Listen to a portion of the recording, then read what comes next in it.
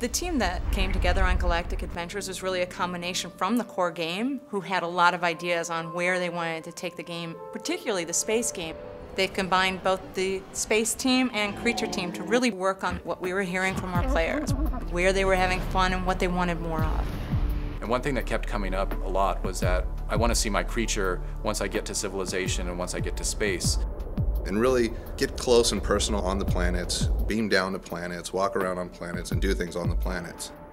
In Spore, players explored the cosmos, but they were always confined to their starships. Now, with Galactic Adventures, their creatures can beam right down to the planets and play a variety of adventures.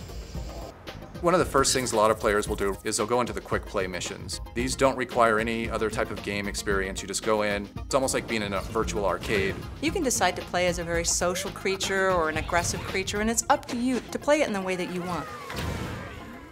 If you've been playing Spore, your in-space game already, you can take your existing UFOs and fly them down to other planets. We've created 32 new accessories and new abilities. Things like Inspiring Song, Summon Swarm. You could summon a whole swarm of insects and cast them at your target. Jetpack is one of my favorite. Launch your jetpack, big burst of flames coming out of the back of your creature. You can see the whole planet in all its glory. You feel like you're flying in air.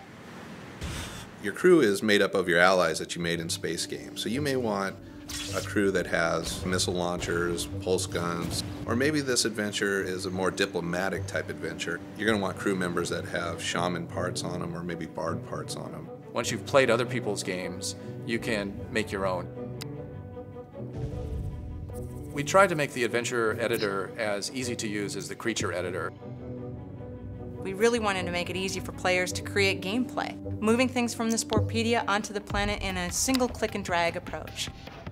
You should be able to drop your toys into the world, hit the play button, and watch it all come to life. So once you've built these galactic adventures, you're free to share them. You just click a button and they're sent up online. Our spore.com site houses 61 million creations. But the really cool thing is that these things appear in your game. The creations of other players are the things that you're going to be competing against.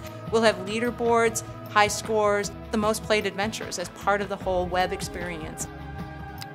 With Galactic Adventures, I think we've taken a step deeper. We're giving players the ability to create gameplay, and that's a first even for Spore, and I'm really excited to see what they do with that.